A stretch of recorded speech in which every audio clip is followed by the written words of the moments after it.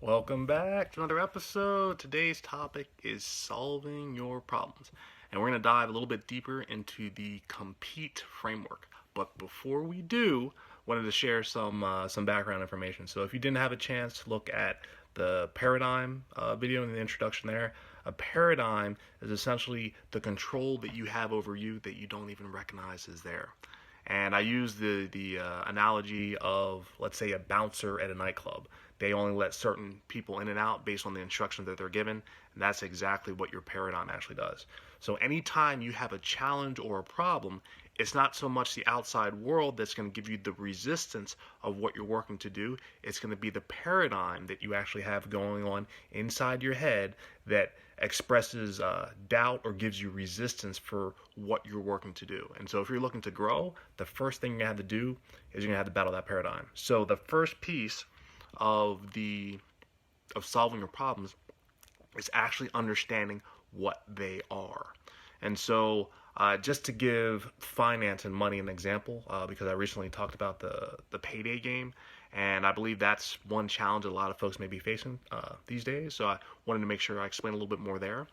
But if you have any challenges, let's say in regards to money, there are a few symptoms that you may actually have within it. The first one is you may not actually understand what it is. You may understand how to use it, but at a fundamental level, what is money? Another one may be you may not know how to effectively use it. If you're not getting the results you're looking for, that may be an indication of that. You may not use it at all, in which case, if money is actually not used, it actually becomes worthless, believe it or not. You may not be protecting it. You may not be growing it. You may not be planning for it. You may not be monitoring it or looking over it closely. You may take it personal if something happens to it. And you may not believe what you can actually do with what you have. And that's probably a pretty big one. And then the last piece is you may not have the right support system. So all of this ties together because these are not new problems. These are, let's say, focused around this idea of money. However, they are problems that can exist all across the board. And the reason I say that is because in a few recent episodes, I talked about this idea of how do you treat your money. And that was actually a pretty important topic because it talked about this idea of how do you feel about money and what do you actually do as far as your behaviors with it. And the way that I like to tie it in is treat money like friends and family, or treat money as though it were your child. And when you start talking about money that way, a lot of the styles that people actually have in parenting actually start coming out across the board. How you do anything is how you do everything. So how you actually manage your children is actually more in line with how you manage your money than you think so, even if you don't have children. So to dive into that a little bit more, let's talk about the compete framework. Now, what this framework essentially can be used for is to battle whatever paradigm you actually have in place. So remember that paradigm, it's the bouncer at the nightclub. And again, you're trying to make sure that you can establish access for what needs to get in and out. Maybe you just look at it as, you're trying to get into your own mind, right? And you have to get through the bouncer first. And the big questions are, what is the bouncer looking for as far as what's on his list of instructions to let in and to not let in. And that's what we're working to discover. So this compete framework essentially gives you that framework of how are you going to battle your paradigm or that bouncer that's in front of the club. So the very first element is communication. So communication is incredibly important. The words that you use as well as the understanding that you have of them, I can't tell you how powerful it is. I did not realize how important it was until I started to see the difference between the folks that are very successful in sales, what they do and what they say, and how that's different than what, let's say, normal communication patterns may be. And so with the very specific things that they're looking to do, they're actually predicting what the response will be based on what they're going to say. And so it works very well in sales, but at the same time, the words that you use and the definitions that they have are incredibly important. So I'll give you an example. So when people think about wealth, they think about owning the wealth, but the wealthy don't want to own anything. right?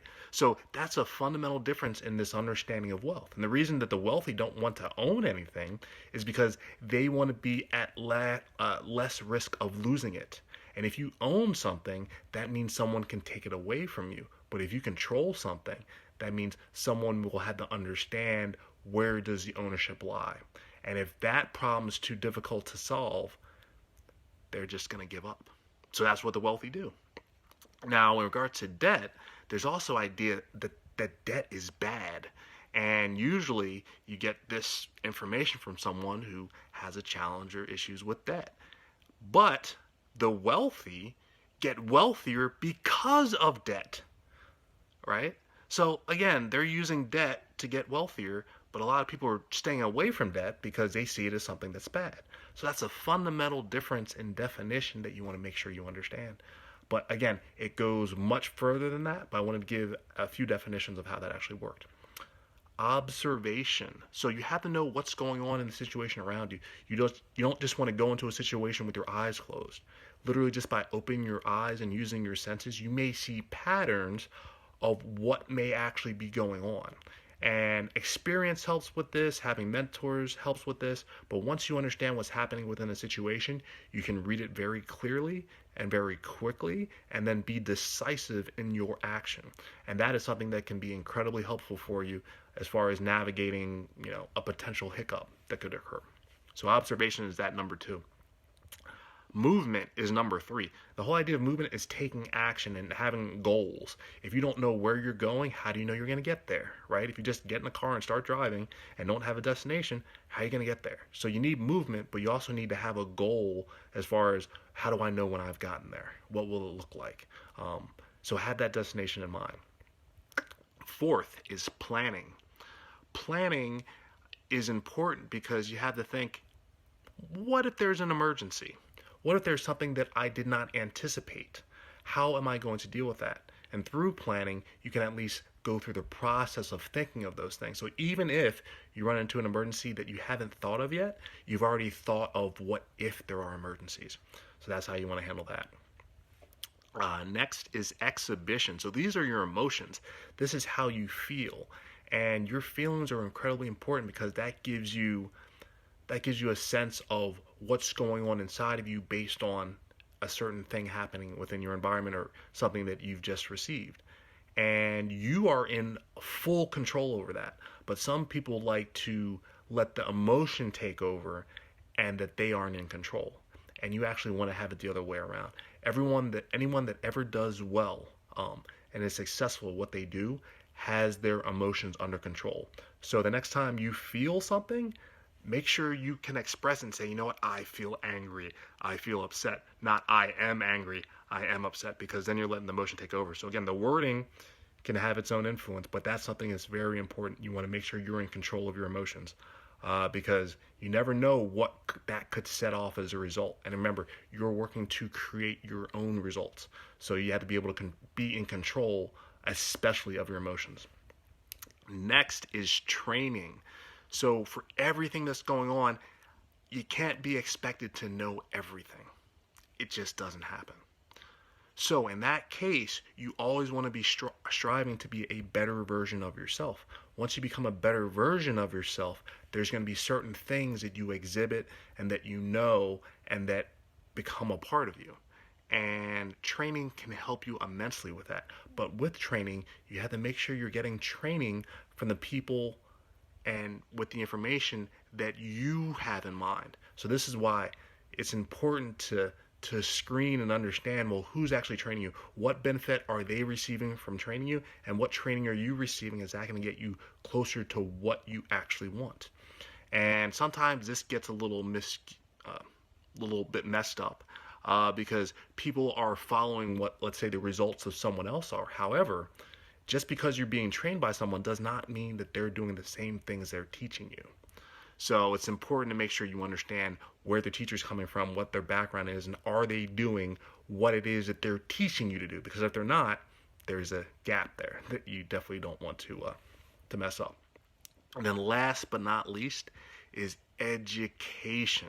And education is important because this forms the basis of your beliefs and how you will make decisions. And most people like just following, you know, folks that are saying they're providing education. But education isn't something that's provided by the outside world. It's something that you create for yourself. It's not created by the outside world. Don't let anyone tell you that. Anything that's coming from the outside world is training. But anything that you're putting together that's coming from you is education. It's when you take everything from your environment and you make your decisions and you form your beliefs and you move forward with that. And that's what your education is. So, in a nutshell, the compete framework really asks a key question at each particular portion or identifier. So, communication refers to what you believe. Observation refers to what is. Movement refers to what will. Planning refers to what if.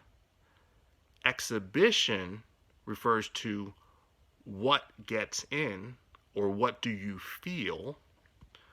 Training refers to what you learn. And probably the biggest one that wraps everything together is the education piece. And the education piece is what you become. Now, if you take all of these various factors together within the framework and you put them together, when you work to solve problems, you're not just looking for the solution. That's the important piece there. You're not just looking for a solution because someone may tell you a solution, but it doesn't necessarily mean it'll be the solution that you need in order to address a problem.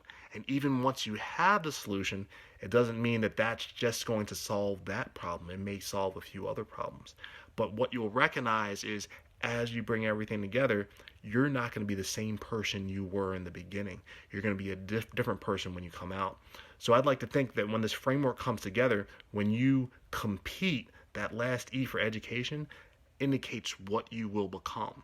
And when you become something different, you will get different results. And when you get the results that you're looking for, again, that compete framework comes together, and that then you've essentially been matched with your paradigm, and now your paradigm brings whatever you did as far as your education into that new set of instructions.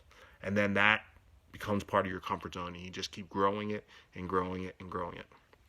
So that is the compete framework in a nutshell. I believe it can be very effective in helping you address and solve your problems. And it doesn't look at anything purely scientific, but what it does look at is everything that you have, that you are, and that you're capable of doing, which you have everything you need to do anything it is that you want to do is already there. It's just a matter of executing against it. So I appreciate you tuning into the Compete Framework. I hope some of the messages and the information that I provided help you solve whatever challenges you actually have in front of you. And again, I always appreciate feedback, so feel free to drop any comments below. And again, feel free to subscribe because I always have more information to share. And again, I love hearing the feedback. So thanks for tuning in. Catch you on the next episode.